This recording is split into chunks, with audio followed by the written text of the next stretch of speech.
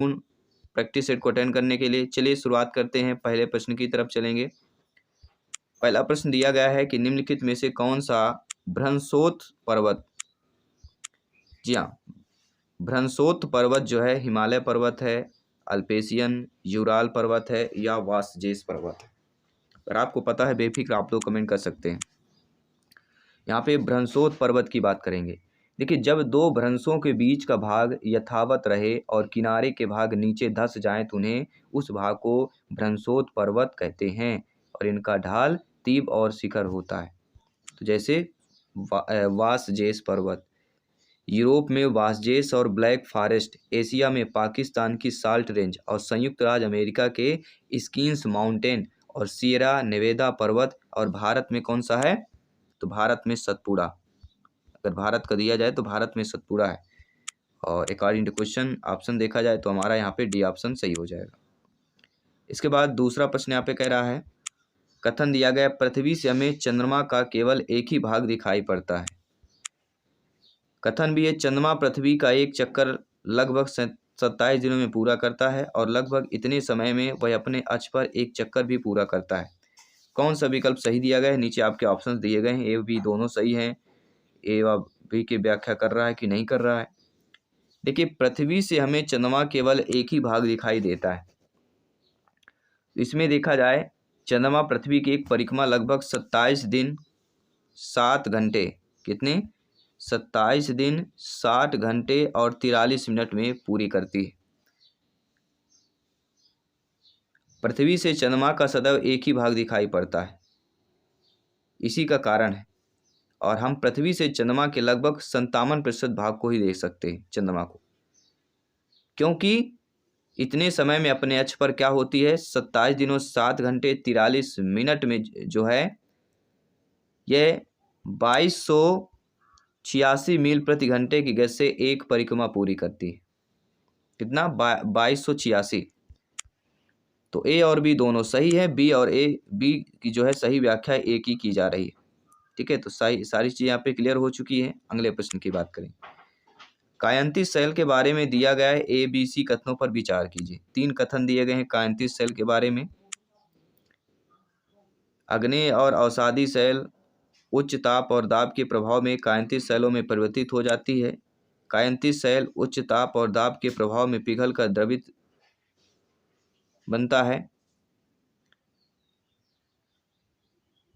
Magma की बात करेंगे। संगमरमर एक कायंतिस सेल है। इसमें ऑप्शन दिया गया है। देखिए, हम सभी लोग जानते हैं कायंतिस सेल को ही रूपांतरित सेल कहा जाता है।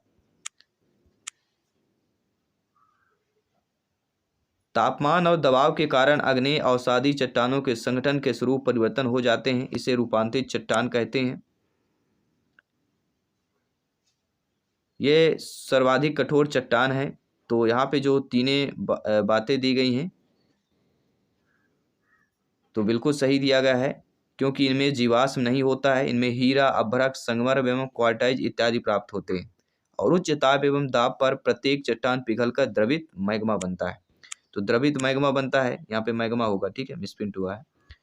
तो तीनों चीजें आपकी सही दी गई हैं, यानी कि जो सी ऑप्शन कह रहा है ए बी सी तीनों सही हो जाएगा। इसके बाद अगला जो प्रश्न है कि अंतरिक्ष में प्रवेश करने वाले उल्का पिंड वायुमंडल के किस परत में आने पर जल जाते हैं? सभी लोग जो हमें टिमटिमाते या चमकते हुए दिखाई देते हैं वह किसके कारण होता है? तो वायु के घर्षण के कारण होता है, ये सभी जानते हैं। लेकिन आपको ये बताना है वायुमंडल के किस परत पर आने पर जो है जल जाते हैं, सभी बताइए। तो आप सभी लोग जानते हैं जब उल्का पिंड अंतरिक्ष में पृथ्वी के वातावरण में प्रवेश करते हैं तो वायुमंडल में उपस्थित गैस और वायु उल्का पिंड का घर्षण उत्पन्न होता है और इसी के कारण उल्का पिंड का तापमान लगातार बढ़ता जाता है और अधिक ताप के कारण वह जलने लगता है, अर्थात मध्यमंडल। पहला ऑप्शन सही हो जाएगा। इसके बाद अगला प्रश्न देखते हैं। ऋतु प्रवास जुड़ा हुआ है। ऋतु प्रवास किससे जुड़ा हुआ है? तो ऋतु प्रवास जो जुड़ा हुआ है वह आपके लोगों के आवागमन से जुड़ा हुआ है। कैसे जुड़ा हुआ है? क्योंकि पशुपालकों का अपने पशुओं के साथ ऋतुवत गमन आगमन ऋतु प्रवास कहलाता है। ऋतु प्रवास क्या कहलाता है? पशुपालकों का अपने पशुओं के साथ ऋतुवत आगमन व गमन आगमन ऋतु प्रवास कहलाता है। तो लोगों के आवागमन से। ठीक है, पहला ऑप्शन सही हो जाएगा। अगला प्रश्न दिया गया कि स्थायी पवनों के संबंध में कथन दिया गया है, कथन पर विचार करना है। स्थायी पवन के संबंध में कथन दिया गया है, ठीक है, कि ये पवनें वर्ष भर लगातार निश्चित दिशा में चलती हैं। बिल्कुल सही बात है, तभी तो इसको स्थायी कहते हैं, परमानेंट विंड्स कहते हैं। पश्चिम एवं पूर्व पवनें इनके उदाहरण हैं, यह भी सही बात है। ये वर्ष भर निश्चित दिशा में प्रभावित होने वाली है। इसमें प्रचलित जो है स्थायी ग्रही या वायुमंडलीय पवनों के रूप में भी जानी जाती है, और व्यापारिक पवनें ट्रेड विंड्स कहलाती हैं। ये ध्रुवीय पवनें और पूर्वी पवनें के अंतर्गत आती है। तो पश्चिम एवं पूर्वी पवनें का उदाहरण, दोनों बातें सही दी गई हैं, यानी कि हम सी ऑप्शन की बात करेंगे। इसके बाद अगला प्रश्न है, ब्राजील के कंपोस और वेनेजुएला के लानोस का उदाहरण है। तो ब्राजील का जो कंपोस है और वेनेजुएला का जो लैनोस का उदाहरण है वह किसका हो जाता है? वह आपके उष्णकटिबंधीय घास स्थल का हो जाता है, क्योंकि ब्राजील का कंपोस तथा वेनेजुएला का लानोस जो है उष्णकटिबंधीय घास स्थल का एग्जाम्पल्स होता है। ठीक है, इसके बाद अगला प्रश्न बात करेंगे, जलवायु के संबंध में कथन दिया गया है। किसके संबंध में? जलवायु के संबंध में कथन दिया गया है। दो कथन दिए गए हैं। तो जलवायु वायुमंडल में दिन प्रतिदिन होने वाली परिवर्तन है, तो ये कथन गलत है, कि जलवायु जो है वायुमंडल में दिन प्रतिदिन होने वाली परिवर्तन नहीं होता। जलवायु जो है किसी स्थान के वातावरण की दशा को व्यक्त करने के लिए जलवायु का प्रयोग किया जाता है। किसके लिए? किसी स्थान के वातावरण की दशा को व्यक्त करने के लिए। दूसरा, किसी स्थान की जलवायु सिर्फ उसकी ऊंचाई तथा उच्चावच पर निर्भर करती है, ये बिल्कुल सही दी गई है, क्योंकि मौसम अपेक्षाकृत छोटे कालखंड के लिए छोटे स्थान के लिए प्रयुक्त होता है। किसी स्थान की जलवायु उसकी ऊंचाई तथा उच्चावच पर निर्भर करती है। तो केवल बी ऑप्शन जो है आपके जलवायु के संबंध में सही दिया गया है, यानी ए गलत, बी सही दिया गया है। इसके बाद है कि लक्षणों ए बी के आधार पर ऊर्जा के स्रोत को पहचान करना है। यह परंपरागत ऊर्जा का स्रोत है। यह ऊर्जा स्रोत तथा निर्मुक्त होती है जब अपरिष्कृत तेल को धरातल पर लाया जाता है। तो ये बायोगैस होगा, प्राकृतिक गैस होगा, या आपका भूतापी ऊर्जा होगा, या मोम होगा, सभी बताइएगा। देखिए, प्राकृतिक गैस जो है पेट्रोलियम के साथ भी मिलता है, यानी प्राकृतिक गैस होगा। प्राकृतिक जो गैस है यह पेट्रोलियम के साथ भी मिलता है और स्वतंत्र रूप में भी मिलता है। तो जहाँ प्राकृतिक गैस पेट्रोलियम से संबंध होती है वहाँ अधिक गहराई प्राप्त होती है, और पेट्रोलियम से असंबद्ध प्राकृतिक गैस का भी पूर्णतः सर्वेक्षण नहीं किया जा सकता। यह हमारा परंपरागत ऊर्जा का स्रोत हो जाएगा, इसलिए प्राकृतिक गैस की बात करेंगे। अगला प्रश्न है, भारत का शोध संस्थान मैत्री कहाँ पर स्थित है? तो भारत का शोध संस्थान जो मैत्री है वह आपके अंटार्कटिका में अपना पहला शोध संस्थान या शोध केंद्र जो है दक्षिणी गंगोत्री, किस नाम से? दक्षिणी गंगोत्री के नाम से 1983 ईस्वी में स्थगित किया गया था, जो अब की नष्ट हो चुका है। 1986 में फिर दूसरे भारतीय शोध के मैत्री की स्थापना की गई। कब किया गया? पहला जो शोध किया गया 1983 में, ध्यान दीजिएगा, अंटार्कटिका में हुआ था। दूसरा शोध 1986 में हुआ। तीसरा हुआ 2012 में। लॉर्स मन हिल्स ने भारत ने अपना तीसरा अनुसंधान केंद्र भारतीय स्थापित किया, 2012 में हुआ। तो 3 बार हुए थे। तो मैत्री अवस्थित है। भारत का शोध संस्थान की बात करेंगे तो अकॉर्डिंग टू क्वेश्चंस अंटार्कटिका की बात करते हैं। अगला जो प्रश्न दिया गया कि निम्नलिखित में से कौन सा कथन खनिज के संदर्भ में सही नहीं दिया गया है? देखिए, प्राकृतिक रूप से प्राप्त होने वाले पदार्थ हैं, ये भी सही बात है। इनका एक निश्चित रासायनिक संगठन होता है, ये भी सही बात है। ये विभिन्न प्रकार के भूवैज्ञानिक परिवेश से निर्मित होते हैं, ये भी सही बात है। लेकिन सभी खनिज आधारित होते हैं, ये गलत दिया गया, क्योंकि ऐसे पदार्थ जो खनन क्रिया से प्राप्त होते हैं खनिज कहलाते हैं। और वैज्ञानिक रूप में देखा जाए तो अधिकांश खनिज एक कार्बनिक या अकार्बनिक संसाधन है, और ये 2 प्रकार के रासायनिक संगठन होता है, धात्विक और अधात्विक दोनों में होता है। तो यह नहीं कह सकते कि सभी खनिज अधात्विक होते हैं। तो डी ऑप्शन जो है आपका सही नहीं दिया गया है। According to question D option सही हो जाएगा। क्योंकि प्रश्न यही कह रहा है कि खनिज के संदर्भ में कौन सा सही नहीं दिया गया है, तो डी ऑप्शन खनिज के संदर्भ में सही नहीं दिया गया है। अब मिलान करना है, अगला प्रश्न है मिलान वाला प्रश्न है। चलिए मिलान कर लेते हैं। नर्मदा घाटी दी गई है, वज्जी, गारो पहाड़ियाँ, गंगा घाटी, सिंधु और उसकी सहायक नदियाँ।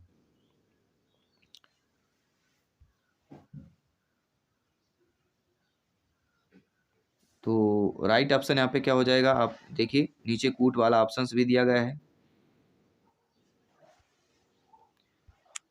तो नर्मदा घाटी जो दी गई है वह आखेट और संग्रहण का हो जाएगा।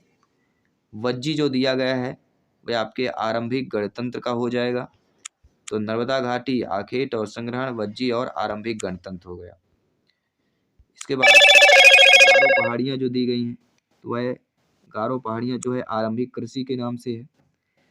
गंगा घाटी जो दिया गया है तो गंगा घाटी जो है लगभग 2500 वर्ष पूर्व के शहर की बात करते हैं। और सिंधु और उसकी सहायक नदियों की अगर बात करते हैं तो प्रथम नगर इज द राइट आंसर। ठीक है, तो यहाँ पे जो हमारा सी ऑप्शन दिया गया था वह हमारा सही हो जाएगा। इसके बाद अगले प्रश्न की बात करते हैं। कथन दिया गया है ए और बी भारतीय इतिहास के तिथि और काल के समसामयिक वाद विवादों के संदर्भ में कथन दिया गया है। दो कथन आपकी स्क्रीन पर दिए गए और नीचे ऑप्शंस जो दिए गए हैं वो हमारा दिया गया है। हिंदू मुस्लिम ब्रिटिश जैसी कालवधि उपयुक्त है क्योंकि शासकों का धर्म ही एकमात्र महत्वपूर्ण ऐतिहासिक परिवर्तन रहा। लंबी समयावधि में घटित होने वाली ऐतिहासिक क्रियाओं को निश्चित तिथियों और काल विभाजन के अंतर्गत लाना समस्यात्मक है। बी ऑप्शन सही दिया गया है, पहला कथन गलत दिया गया। क्योंकि शासकों के धर्म के साथ साथ शासक वर्ग के मूल स्थान, जाति इत्यादि पहल भी कालावधि के विभाजन के लिए स्वीकार किए गए। तो पहला इसलिए गलत हो जाएगा। बी इसलिए सही हो जाएगा क्योंकि आप सभी लोग जानते हैं कि लंबी समयावधि में होने वाली ऐतिहासिक क्रियाओं की निश्चित तिथियां साचतः उपलब्ध नहीं है, इसलिए थोड़ा समस्यात्मक होगा। तो केवल बी ऑप्शन जो सही दिया गया है, यानी कि ए सही, ए गलत और बी सही, डी ऑप्शन यहाँ पे सही हो जाएगा। इसके बाद अगला जो प्रश्न कर रहा है कि कथन 19वीं शताब्दी में नई लोकप्रिय भारतीय कला के संदर्भ में दिया गया है। कितना 19वीं शताब्दी के नई लोकप्रिय भारतीय की बात करते हैं और नीचे ऑप्शंस दिए गए। देखिए दोस्तों, 19वीं शताब्दी में नई लोकप्रिय जो भारतीय कला के संदर्भ में दिया गया है कि कई चित्रों में अपने आसपास के बदलावों का उपहास किया गया। अंग्रेजी भाषी लोगों के नए शौकों का मजाक तथा औरतों को घर से बाहर न निकलने की सलाह दी गई। ये भी सही बात है। राष्ट्रवादी विचारों को अभिव्यक्त करने और लोगों को ब्रिटिश शासक के खिलाफ उद्वेलित करने के लिए छवियों को इस्तेमाल किया जाता था। दोनों बातें सही दी गई। दोनों बातें सही हैं, लेकिन ए की सही व्याख्या बी पर नहीं हो पा रही, इसलिए हमारा बी ऑप्शन सही हो जाएगा। दोनों बातें सही, कथन तो सही दिया गया है। भारत में आरंभिक मानव पर समझ के लिए निम्नलिखित में से किसे एक प्राथमिक स्रोत माना जा सकता है। भारत में आरंभिक मानव पर समझ के लिए किसे एक प्राथमिक स्रोत जो है माना जा सकता है। तो मध्य प्रदेश की शैल चित्रकला। भारत में आरंभिक मानवों की समझ को जानने के लिए प्रागैतिहासिक शैल चित्रकलाएं प्राथमिक स्रोत है। तो मध्य प्रदेश की शैल चित्रकला की बात करेंगे। अगला जो प्रश्न है, ब्रिटिश काल से पहले बच्चे को पढ़ाया जाता था। क्या पढ़ाया जाता था? तो साल भर फसल की कटाई के समय छोड़कर जब वे खेतों में काम करते थे, इसको छोड़कर बाकी पढ़ाया जाता था। ब्रिटिश काल से पूर्व शिक्षण व्यवस्था का संस्थानीकरण नहीं हुआ था। तत्कालीन समय में बच्चे साल भर फसल की कटाई के समय को छोड़ दिया जाता था जब वे खेतों में काम करने जाते थे और गुरुकुल एवं मदरसों में अध्ययन करते थे। अगला प्रश्न देखिएगा। कथन दिया गया 18वीं 19वीं शताब्दियों में यूरोप में राष्ट्र राज्यों के उदय के संदर्भ में कथन दिया गया। राष्ट्र राज्य के उदय। 18वीं और 19वीं शताब्दी की बात करते हैं। तो देखिए 18वीं शताब्दी तक यूरोप के लोग स्वयं को राष्ट्र राज्य के रूप में देखते थे। ये भी बिल्कुल सही बात दी गई। प्रारंभिक 19वीं शताब्दी में लोगों को यह बोध कराया जाता था कि प्रत्येक भाषी समुदाय एक अलग राष्ट्र था। तो बातें तो दोनों सही दी गई, लेकिन व्याख्या आपकी सही नहीं हो पा रही। यानी कि ए और बी दोनों सही हैं, लेकिन एक की सही व्याख्या बी नहीं कर पा रहा, क्योंकि 18वीं शताब्दी तक यूरोप के लोग स्वयं को राष्ट्र राज्य के रूप में देखते थे, लेकिन प्रारंभिक 19वीं शताब्दी में लोगों को यह बोध कराया गया कि प्रत्येक भाषी समुदाय एक अलग राष्ट्र था। तो कहीं आपका ठीक है, व्याख्या ये नहीं देख पा रहे हैं। बातें दोनों सही दी गई हैं, कथन दोनों सही दिए गए हैं। अगला बीसीई का तात्पर्य क्या होता है? देखिए बीसीई का तात्पर्य होता है बिफोर कॉमन एरा। क्या होता है? बीसीई का तात्पर्य होता है before common era. B option is the right answer. अगला प्रश्न है, हम यह आज कैसे जानते हैं कि पूरा पाषाण युग में भारत के शुतुरमुर्ग होते थे? कैसे जानते हैं? तो महाराष्ट्र के पटनेपुरा स्थल में शुतुरमुर्ग के अंडों के अवशेष मिले। महाराष्ट्र के पटनेपुरा स्थल में क्या मिले हैं? शुतुरमुर्ग के अंडों के अवशेष मिले हैं। इसी आधार पर हम यह कह सकते हैं कि पूरा पाषाण काल में भारत में शुतुरमुर्ग होते थे। B option is the right answer. अगला है, हड़प्पा सभ्यता का पतन कैसे हुआ है?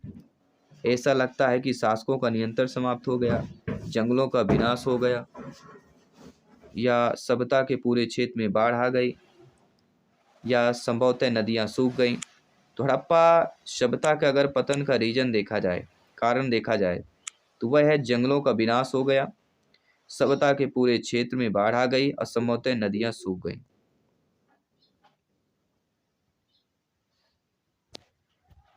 तो बाढ़, आर्यों का आक्रमण भी अगर आ सकता है, इसमें ऑप्शन जोड़ा जा सकता है। आर्यों का आक्रमण के कारण, जलवायु परिवर्तन के कारण, महामारी के कारण, अदृश्य गाज के कारण। लेकिन शासकों का नियंत्रण की अगर बात करें, यह आपका गलत दिया गया। तो किस ऑप्शन में देख सकते हैं? यहाँ पे हम देखिए B C D, D option जो दिया गया है वह सही हो जाएगा। हड़प्पा सभ्यता के बारे में, हड़प्पा सभ्यता बौद्ध धर्म के बारे में यहाँ से तो प्रश्न आना ही आना है। ठीक है, तो ये चीज़ें बहुत इंपॉर्टेंट हो जाती हैं, सारी चीज़ें आपकी क्लियर हो जाएंगी। महायान बौद्ध धर्म के अंतर्गत कौन सा होगा? तो महायान बौद्ध के अंतर्गत जो है बुद्ध की प्रतिमाएं बनाए जाने लगी। महायान बौद्ध धर्म का एक क्या है? शाखा है। महायान क्या है? बौद्ध धर्म का एक शाखा है, और इसका शाब्दिक अर्थ होता है उत्कृष्ट मार्ग। इसमें बुद्ध को देवता माना गया और उसकी मूर्ति पूजा की जाने लगी। तो बुद्ध की प्रतिमाएं बनाए जाने लगी, मतलब पूजा की जाने लगी। तो बी ऑप्शन जो दिया गया है वह हमारा सही हो जाएगा। अगला दिया गया, खिजली और तुगलक वंश के अंतर्गत प्रशासक और समेकन के संदर्भ में क्या सही दिया गया है? सही क्या है? तो खिजली और तुगलक वंश के अंतर्गत प्रशासन समेकन के संदर्भ में देखा जाए तो दिल्ली से बंगाल जैसे सुदूर प्रांतों का नियंत्रण कठिन था। सी ऑप्शन देखिए। खिजली एवं तुगलक वंश ने अपने अत्यधिक विस्तृत समाज पर नियंत्रण बनाए रखने हेतु प्रशासनिक व्यवस्था को सुदृढ़ एवं क्या किया था? सम्मिलित किया था। तो दिल्ली से बंगाल जैसे सुदूर प्रांतों का नियंत्रण क्या है? कठिन था। यहाँ पे सी ऑप्शन सही हो जाएगा। इसके बाद बात करते हैं अगले प्रश्न की। जनजातीय लोगों के इतिहास के पुनर्निर्माण में निम्न में से कौन सा कथन गलत दिया गया है? देखिए जनजातीय लोगों के इतिहास के पुनर्निर्माण में समकालीन इतिहासकार और मुसाफिरों ने जनजातियों के बारे में बहुत कम जानकारी दी है। जनजातीय लोगों ने समृद्ध रीति रिवाजों और मौखिक परंपराओं का संरक्षण किया। जनजातीय समाज अपनी विविध किस्म की जरूरतों के लिए एक दूसरे पर निर्भर रहा, लेकिन अधिकांश जनजातीय समूहों ने लिखित दस्तावेज रखा है, ये आपका गलत दिया गया। तो जनजातीय लोगों ने अपने इतिहास को लिखित दस्तावेज में सम्मिलित नहीं किया है। इन्होंने अपनी रीति रिवाज, मौखिक परंपरा का संरक्षण किया। ये लोग अपनी आवश्यकता के लिए प्रकृति एवं एक दूसरे पर जो है निर्भर रहते थे। अगला प्रश्न है, 1857 के विद्रोह के बाद अंग्रेजों ने किस प्रकार भारत पर अपने नियंत्रण को समेकित किया? 1857 के विद्रोह के बाद तो ईस्ट इंडिया कंपनी के सारे अधिकार ब्रिटिश साम्राज्य के हाथ में सौंपकर, ताकि भारतीय मामलों को ज्यादा बेहतर ढंग से संभाला जा सके। पहला ऑप्शन सही हो जाएगा। इसके बाद अगला प्रश्न है, निम्नलिखित में से क्या प्रतिनिधि लोकतंत्र की विशेषता नहीं है? देखिए, प्रतिनिधि लोकतंत्र की विशेषता क्या होती कि मतदान द्वारा प्रतिनिधि का चुनाव होता है। प्रतिनिधियों के हाथ में निर्णय निर्माण की प्रक्रिया, जनता की निर्णय निर्माण की प्रक्रिया में प्रत्यक्ष सहभागिता, जनता को मतदान का अधिकार। तो मतदान द्वारा प्रतिनिधि चुना जाता है, जनता को मतदान का अधिकार है। दो बातें तो आपकी क्लियर हो गई।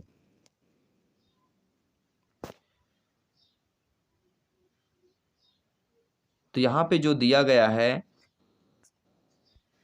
प्रतिनिधि के हाथ में निर्णय निर्माण की प्रक्रिया। देखिए, प्रतिनिधि लोकतंत्र में जनता निर्वाचन के माध्यम से अपनी प्रतिनिधि को चुनता है। यह प्रतिनिधि निर्णय निर्माण में प्रमुख भूमिका होता है, इसलिए सही दिया गया है। लेकिन इस व्यवस्था में जनता के निर्णय निर्माण में प्रत्यक्ष सहभागिता नहीं होती है, इसलिए कार्य क्वेश्चन सी ऑप्शन की जनता के निर्णय की प्रक्रिया में सहभागिता, यह कथन ये विशेषता आपकी प्रतिनिधि लोकतंत्र की नहीं है। According to question C option सही हो जाएगा। अगला प्रश्न है, भारत के किस क्षेत्र में छोटा तिब्बत कहा जाता है? किस क्षेत्र को छोटा तिब्बत कहा जाता है भारत के? तो वह है दोस्तों लद्दाख। भारत के लद्दाख क्षेत्र को छोटा तिब्बत कहते हैं, क्योंकि इस क्षेत्र में तिब्बतन संस्कृति का अत्यधिक प्रभाव देखने को मिलता है। भारत में अपील प्रणाली या पुनर्वादिक प्रणाली किसे कहते हैं? तो वह है दोस्तों आपकी निचली न्यायालय के आदेश के खिलाफ उच्च न्यायालय में अपील का प्रावधान, इसे अपील प्रणाली या पुनर्वादिक प्रणाली कहते हैं। किसे? निचली न्यायालय के आदेश के खिलाफ उच्च न्यायालय में अपील का प्रावधान। निम्नलिखित में से कौन सा प्रायद्वीपीय पठार का लक्षण नहीं है? देखिए, प्रायद्वीपीय पठार का जो लक्षण होता है कि यह उत्तरी मैदानों के दक्षिण में है, इसके उत्तर पश्चिम में अरावली श्रृंखला है, यह कोयला एवं लौह अयस्क जैसे खनिज की प्रचुरता है। लेकिन इस पठार पर पश्चिम की ओर बहने वाली महानदी और कृष्णा नदियां मौजूद है, यह कथन गलत दिया गया, क्योंकि महानदी और कृष्णा नदी पूर्व की ओर बहकर बंगाल की खाड़ी में गिरती है।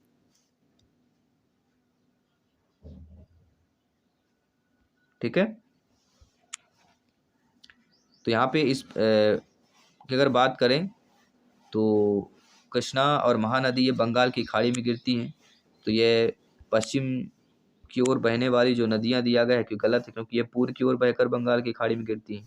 तो ये डी ऑप्शन जो दिया गया है वह आपका गलत दिया गया है प्रायद्वीपीय पठार के संबंध में, और तीनों बातें जो लक्षण सही दिए गए, इसलिए according to question D option सही हो जाएगा। निम्नलिखित में से कौन सा कथन अफ्रीका के बारे में सही दिया गया है? देखिए, अफ्रीका के बारे में यह सही दिया गया है कि यही एक ऐसा महाद्वीप है जिससे होकर कर्क, विषुवत तथा मकर रेखाएं गुजरती। अफ्रीका एक ऐसा महाद्वीप है जिसमें कर्क, विषुवत, मकर रेखाएं तीनों गुजरती।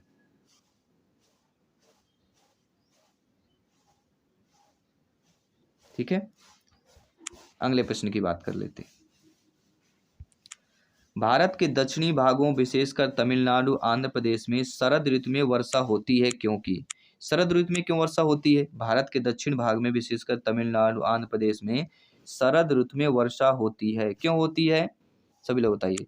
इसलिए होती है क्योंकि पवन स्थल भागों से लौटकर अरब सागर की ओर बहता है। भारत के दक्षिणी राज्य तमिलनाडु, आंध्र प्रदेश में शरद ऋतु में वर्षा उत्तर पूर्वी मानसून से होती है। किससे होती है? आपकी उत्तर पूर्वी मानसून। इसमें हवाओं का संचरण बंगाल की खाड़ी से क्लॉकवाइज चक्रण के साथ अरब सागर की ओर होता है। तो पवन स्थल भागों से लौटकर अरब सागर की ओर बहती है, यह हमारा कथन रीजन है। दक्षिण भागों के विशेषकर तमिलनाडु, आंध्र प्रदेश में शरद ऋतु में वर्षा का रीजन। जन स्वास्थ्य के क्षेत्र में कोस्टा रिका उपागम किसे कहा गया है? जन स्वास्थ्य के क्षेत्र में कोस्टा रिका जो उपागम है यह किसे कहा गया है? तो यह सैन्य बल ना रखना ताकि जन स्वास्थ्य पर ज़्यादा खर्चा किया जा सके। देखिए इसमें कोस्टा रिका अप्रोच, कौन सा अप्रोच है इसमें? Costa Richa approach. इसमें देखिए कोस्टा रिका देश ने अपने जन स्वास्थ्य पर अत्यधिक खर्च करने के लिए सैन्य बल नहीं रखा। इसी कारण से जन स्वास्थ्य के क्षेत्र में इसे अप्रोच को कोस्टा रिका अप्रोच कहते हैं। ये आपको याद रहेगा, ठीक है। तो यहाँ पे सैन्य बल ना रखना ताकि जन स्वास्थ्य पर ज़्यादा खर्च किया जा सके, इसी को कोस्टा रिका अप्रोच कहा जाता है। 1997 में भारतीय उच्चतम न्यायालय ने विशाखा निर्देश की रचना महिलाओं को यौन उत्पीड़न से बचाने के लिए किया, गाड़ियों में, कार्यस्थल में, वैवाहिक में या सड़कों पर। तो यौन उत्पीड़न की अगर बात करते हैं तो कार्यस्थल की बात की जाती है। विशाखा गाइडलाइन का निर्माण, विशाखा निर्देश या विशाखा गाइडलाइन का जो निर्माण है वह 1997 में सुप्रीम कोर्ट के द्वारा महिलाओं को कार्यस्थल पर यौन उत्पीड़न से बचाने के लिए किया गया था, कार्यस्थलों पर किया गया था। निम्नलिखित में से कौन जो है भारत में एक राज्य के राज्यपाल की नियुक्ति करता है? एक राज्य के राज्यपाल की नियुक्ति कौन करते हैं? तो वह होते केंद्र सरकार। केंद्र सरकार जो है अनुच्छेद 155 के तहत भारत में एक राज्य के राज्यपाल की नियुक्ति करती है। केंद्र सरकार की अनुशंसा पर राष्ट्रपति जो है राज्यपाल को नियुक्त करता है। किसके अनुशंसा पर? नियुक्त तो राष्ट्रपति करते हैं, लेकिन केंद्र सरकार की अनुशंसा पर करते हैं। निम्नलिखित में से कौन ग्रामीण प्रशासनिक अधिकारी नहीं है? देखिए पटवारी, भूमि रिकॉर्ड अधिकारी, लेखपाल, ये तीनों ग्रामीण प्रशासनिक अधिकारी होते हैं।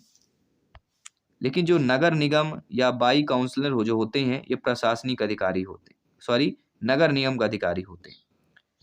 ये नगर निगम बाई काउंसिलर जो होता है नगर निगम का अधिकारी होता है। ये ग्रामीण प्रशासनिक का अधिकारी नहीं होगा, ठीक है। तो बाकी जो होते हैं पटवारी, भूमि रिकॉर्ड अधिकारी, लेखपाल, ये तीनों ग्रामीण प्रशासनिक अधिकारी होते हैं, लेकिन नगर निगम बाई काउंसिल नहीं होता। इसलिए क्वेश्चन जो है बी ऑप्शन आपका सही हो जाएगा। अगला, भारतीय उच्चतम न्यायालय द्वारा दिए गए डी.के. बासु निर्देश क्या है? तो भारतीय उच्च न्यायालय द्वारा जो है डी.के. बासु एक निर्देश दिया गया था। ये डी.के. बासु निर्देश है क्या चीज, ये भी जानना बहुत जरूरी है। तो डी.के. बासु जो निर्देश कहलाता है, यह निर्देश जो है गिरफ्तारी, नजरबंदी और पूछताछ के दौरान पुलिस द्वारा पालन की जाने वाली प्रक्रियाओं से जुड़ा एक निर्देश है। डी.के. बासु निर्देश क्या है?